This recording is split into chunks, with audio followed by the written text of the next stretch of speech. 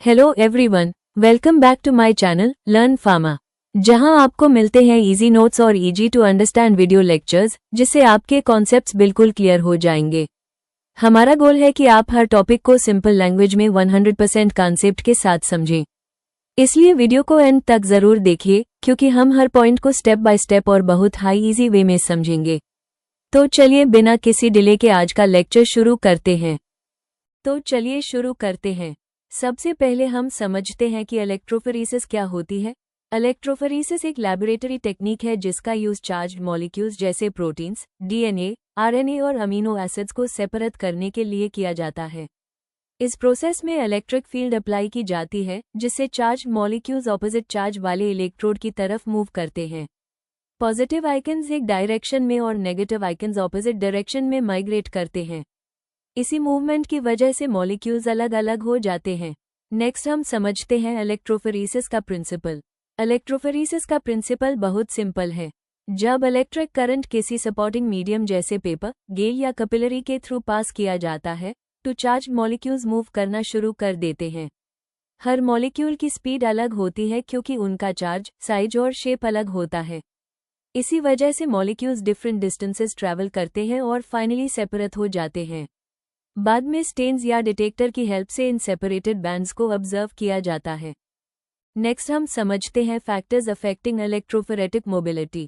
Electrophoretic mobility का मतलब है कि कोई चार्ज मॉलिक्यूल इलेक्ट्रिक फील्ड में कितनी स्पीड से मूव करता है। सबसे पहला फैक्टर है इलेक्ट्रिक फील्ड स्ट्रेंथ। अगर वोल्टेज इंक्रीज कर दिया जाए तो मॉलिक्यूल्स फास्ट मूव करते हैं, लेकिन बहुत ज्यादा वोल्टेज हीट प्रोड्यूस करता है जो रिजल्ट को अफेक्ट कर सकता है।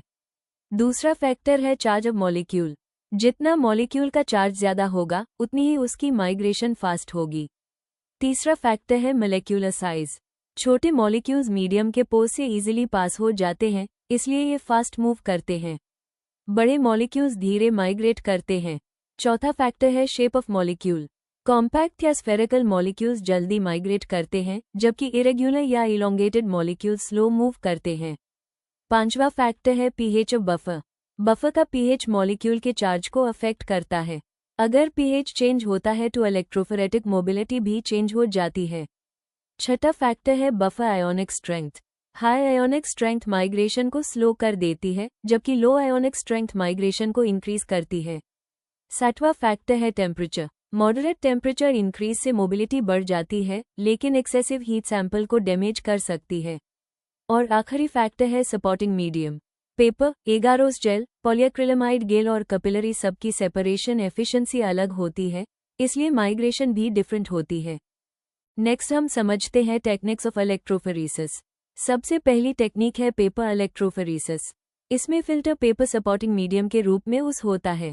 पेपर को बफर में सोक किया जाता है, सैंपल अप्लाई किया जाता है और इलेक्ट्रिक करंट पास किया जाता है। बाद में स्टेन करके सेपरेटेड बैंड्स देखे जाते हैं। ये सिंपल और लो कॉस्ट टेक्निक है। दूसरी टेक्निक है गेल इलेक्ट्रोफोरेसिस। इसमें एगारोस जेल या पॉलीक्रिलामाइड जेल यूज होता है। सैंपल को गेल के वेल्स में लोड किया जाता है और इलेक्ट्रिक करंट अप्लाई किया जाता है। मॉलिक्यूल साइज और चार्ज के अकॉर्डिंग सेपरेट हो जाते हैं। ये डीएनए, आरएनए और प्रोटीन्स के एनालिसिस के लिए सबसे कॉमनली यूज्ड टेक्निक है। तीसरी टेक्निक है कैपिलरी इलेक्ट्रोफोरेसिस। इसमें सेपरेशन एक थिन कैपिलरी ट्यूब के अंदर होती है। हाई वोल्टेज अप्लाई किया जाता है और डिटेक्टर ऑटोमेटिकली सेपरेटेड मॉलिक्यूल्स को डिटेक्ट करता है। ये टेक्निक फास्ट, हाईली एक्यूरेट और हाई रेजोल्यूशन प्रोवाइड करती है। नेक्स्ट हम समझते हैं एप्लीकेशंस ऑफ इलेक्ट्रोफोरेसिस। इलेक्ट्रोफोरेसिस का यूज क्लिनिकल लेबोरेटरीज में सीरम प्रोटीन्स और हीमोग्लोबिन एनालिसिस के लिए होता है। मॉलिक्यूलर बायोलॉजी में डीएनए, आरएनए और पीसीआर प्रोडक्ट्स के एनालिसिस के लिए यूज किया जाता है। फार्मास्यूटिकल इंडस्ट्री में drug purity testing, quality control और प्रोटीन एनालिसिस के लिए इसका यूज होता है। फोरेंसिक साइंस में डीएनए फिंगरप्रिंटिंग, पैटर्निटी टेस्टिंग और क्राइम इन्वेस्टिगेशन में इलेक्ट्रोफोरेसिस का इंपॉर्टेंट रोल है। फूड इंडस्ट्री में प्रोटीन एनालिसिस और फूड अडल्टरेशन डिटेक्ट करने के लिए भी इसका यूज किया जाता है।